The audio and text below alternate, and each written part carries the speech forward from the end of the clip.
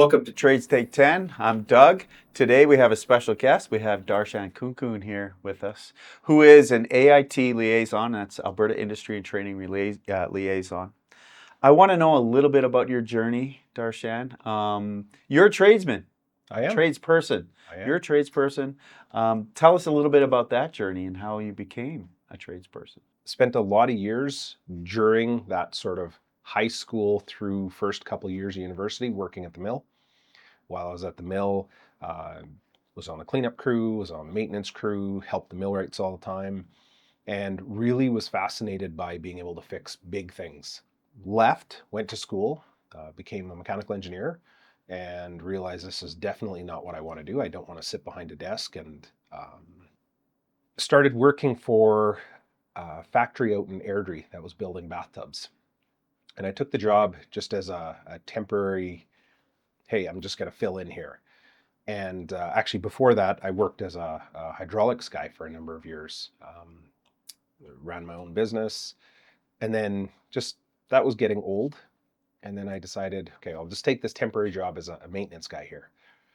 Well, that temporary job went from maintenance guy to fulfilling the apprenticeship requirements for the millwright trade. Finished the millwright trade. I did it actually in about 16 months. So I did a very accelerated version because I had a lot of experience in the trade already. And went from being the maintenance guy to assistant manager to manager. And then a very sad thing happened. My old high school shop teacher. I love this guy. Every time I'd go back, he would be, giving me a hard time about, why are you still working in the trades? Why aren't you, doing this? Why aren't you helping other people? And in the back of my mind, I used to always say, man, these crazy teachers are still always looking for the best in you. Like, Nice. But he was driving into work one morning. He had a medical episode, drove off the road, and that was the end of him. Mm. And so kind of in the back of my mind, I thought, maybe I owe it to him to try something else. Maybe I need to get off the tools. I happened to mention to a guy who used to come to our shop from the apprenticeship office that, hey, I might be interested in pursuing something else. And what I was actually thinking about was like the LAC-PAC, the industry networks at the time. He mentioned to me, hey, there might be a position opening up at some point. I applied for it, forgot all about it. They call me up and they say, hey, we want to interview you. Okay. Nice. And so went in for the interview, and hence here I am as the liaison officer now. Wow, that's a great story. I like that you had a lot of experience with a lot of different things. That really gets you well-rounded. So what is your role now at AIT as a liaison there? So this is a very complicated role to try and explain to somebody in a simple form. Essentially, I am the go-between Government of Alberta and the training provider, the SAITs and the NAITs of the world, to support faculty, the facility, as well as the apprentices that are going to school here. So right. The biggest thing that I deal with is attendance and discipline, exams, and then promotion. So that would kind of be what I do. Okay, well that's a lot. So discipline how? Like we're talking about conflict resolution perhaps, or some kind of behavior that we're trying to correct? It could be a combination of things. Okay. So the end result for myself in this particular role is we're looking for student success, just like instructors are, right? We're looking for those students that came in to be going out the other end, smarter, faster, better, the right attitude, all those other great things. Sometimes it's conflict resolution. Sometimes it's disciplinary in the terms of attendance and time missed. Other times it's just dealing with folks and life, whether it's a life event or something else that's happened, and supporting them and figuring out what the next steps are. Yeah, I agree. We have a lot of that we have to deal with all the time because it's people that we have to deal with, and people have people problems. They have people issues. How about a future vision? Where do you see yourself in the next few years? Are you going to maintain this? How do you keep updated on industry trends? How do we incorporate that to apprentices? Things are always moving fast. Things are always moving and fast. Yeah, you're absolutely right. Ear to the ground, I think, is the best way to get this information. It's great to watch TikTok videos and, get on YouTube.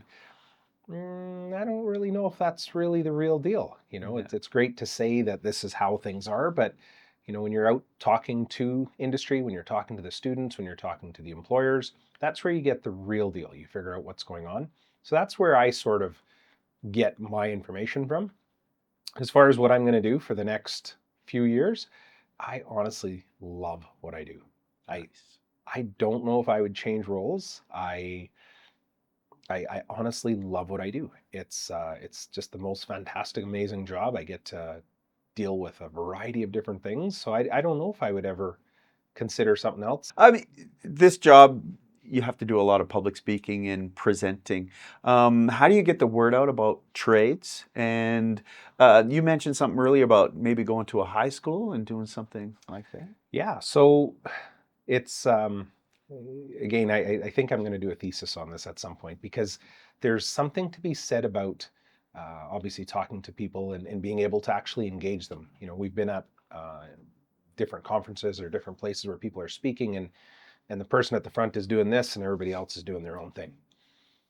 And again, not to sound arrogant or pompous or anything like that, but I'm able to capture a room, but I think for a different reason. And it's not because I'm a great speaker or something like that. So everybody knows they've got something going on, right? For example, you're wearing glasses, so hey, I'm a little different because I'm wearing glasses. I've got a little mole on my nose, so I know, hey, I'm a little different because of that. Somebody's got a twitch. Somebody's got, their beard is longer on one side, shorter on the other.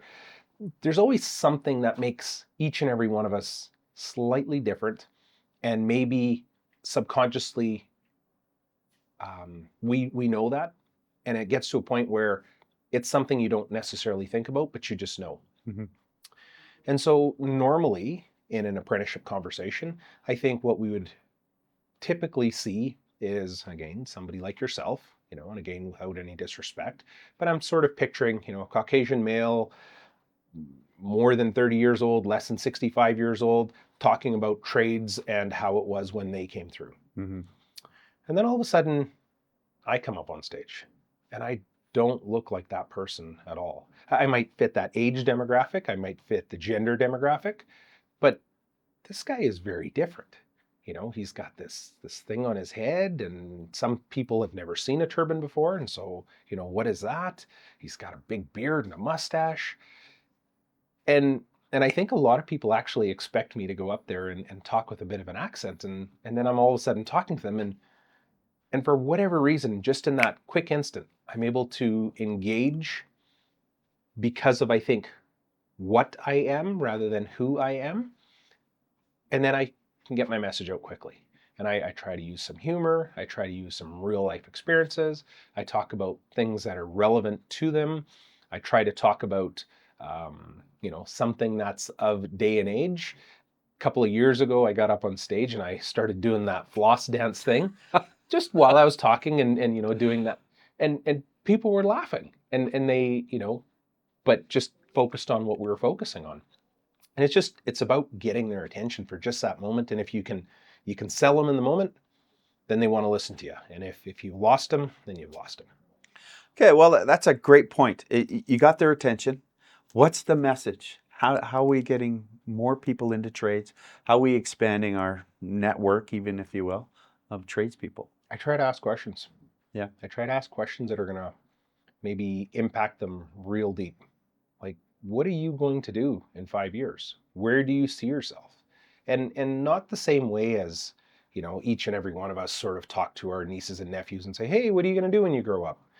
But sort of on almost like a gut punch level to say, okay, so you're sitting here today. Mm-hmm. What are you going to do in 5 years? Yeah. You're 17 now, you're 20 now. Mom and dad are saying, hey, there's the door over there. And, we'd like to turn the basement into a rec room. What's the plan? How are you going to put food on the table? How are you going to afford that truck that you're talking about? What makes you think you're going to go to Mexico every year on holidays? And sometimes it's just like trying to get to that piece. And I don't know if I use the same words every time, but it's that sort of gut punch. And just really get them to engage and think about that. I wholeheartedly believe if AI can do it, it will do it. Yeah. It's a viable career, and we're promoting careers within this industry, and you could make quite a good living. You could really, be a productive member of the society just in a trades position. Absolutely. Yeah. What do you say that the best practices through training here at SAIT, how do we adopt that, and how do we keep that within our school? I mean, there's other programs out there that are not taking training away, but adding training to apprentices and actually tradespeople already. How do we compete with that? I think SAIT is already doing so many amazing things that other institutions are either not or are watching SAIT do and now are following to say, hey, well, they're doing that. Maybe we should consider doing that. I want to thank you for coming in and speaking with us today. What you have to say is great, and it needs to be put out there as a wider message to get more people into the trades. It's the future, I think, honestly, is here. I've got a 17-year-old that's plumbing now. I don't know where he's going to land, but I don't see him ending at plumbing. I think he's going to plumb, then I think he's going to probably get into another trade, and then he's going to keep on keeping on, because as you know, it's ever evolving, right? Yeah. Whether it's self-learning, whether it's training and developing others.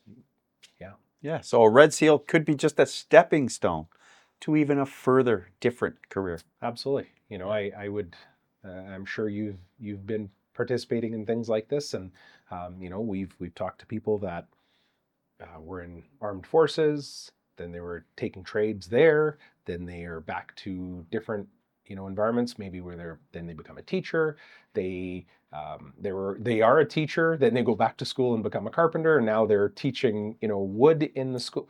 Like, the directions are endless, and it doesn't need to be chronological and systematic. It can be that. Okay, we follow it. Again, thank you so much, Darshan. Appreciate it. You bet. Take care.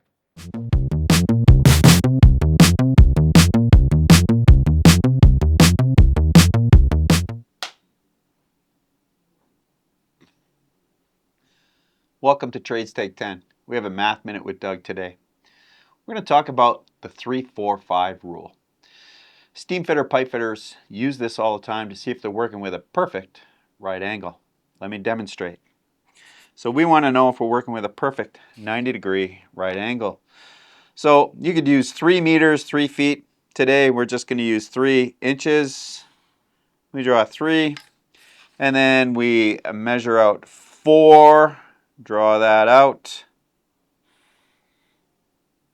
Now, if you go straight across diagonally and it measures exactly 5, then you know you're working with a perfect 90-degree right angle.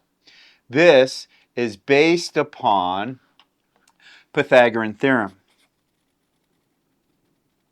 And they say that a squared plus b squared is equal to c squared. So if 3, 4, 5, and we call this a, b, c, then it's 3 squared plus 4 squared must equal 5 squared. That is 9 plus 16 equals 25. Perfect 90-degree right angle. Hope this helps. See you next week.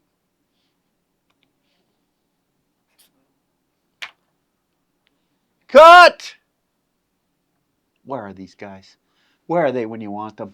Morning, we're here with Jim Zondner, the Dean of Apprenticeship.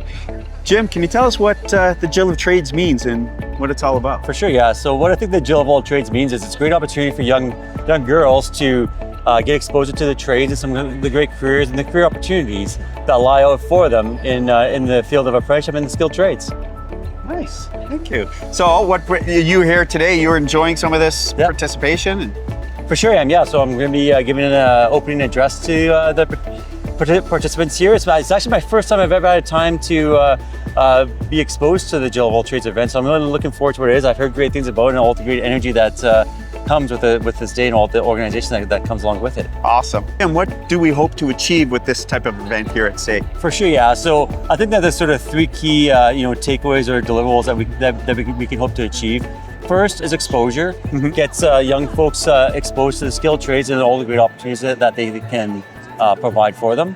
The other is parity of esteem. So to show folks that the learning that you do within the skilled trades is on par with the learning that you would do in any other profession. And the third is for the participants here to acquire an affinity to SAIT and perhaps have SAIT as their first choice when they look for post-secondary. Yeah. Does this help tear down the stereotypes of trades and trade workers? Well, I think it's certainly one step in the right direction towards reducing stigma and tearing down stereotypes that exist within the trades of being, perhaps a non-accessible profession for folks who are from equity deserving groups. So this type of an event and creating this type of awareness and getting young people involved is definitely a step in the right direction. Of course, we need to do a lot of work in that space. One of them being, the folks who are currently in that area also need to hold themselves up to the highest standards as well to make sure that when we bring people into the trades, that we make it a warm and inviting environment for them. We're here with Jordan today at the Jill of Trades. She's from sponsorship at SAIT. Jordan, tell us about this event. This is one of my favorite events at SAIT. We've got about 160 girls coming from junior highs across the city. We've got a number of industry mentors that are going to help the girls through hands-on activities throughout the day and introduce them to the world of trades and really give them an idea of what some career opportunities could look like. Yeah, there's lots of career opportunities, as you know, in the trades. So does this break down that stereotype of all men only getting in this industry? Yeah, totally. And a lot of our sponsors are really looking to diversify their workforces. So this is a really good opportunity for them to get hands-on with the girls and introduce them to what a meaningful career could look like, whether they're on the tools or working their way up into project management or executive positions as well. Awesome, thank you. I'm Ashley Vu. I'm one of the coordinators for our Jill of All Trades event. This is our third year hosting Jill of All Trades at SAIT. We are so excited because this year we brought in 5 different school boards, 10 schools participating in our event this year. We have over 160 students from across Calgary and area, all junior high students learning about the world of trades. And then here is our pipe trades class. We combine a lot of career exploration with mentorships. We have over 40 mentors from industry that joins us today to work with these girls to learn more about the world of trades, what it's like being a woman in the trades, what it's like getting into the world of trades, and get a chance to build a mentoring relationship. Hi, I'm Lisa Watson. I'm with Mechanical Contractors Association. This is the second year that we've been involved with the Jill of All Trades. We're super excited to be a sponsor, and obviously we service the pipe fitters, steam fitters, plumbers, and this is our thing. So we're super excited to see all the women here today learning and getting hands-on time, learning how to cut and all of the things that they're learning. So thanks.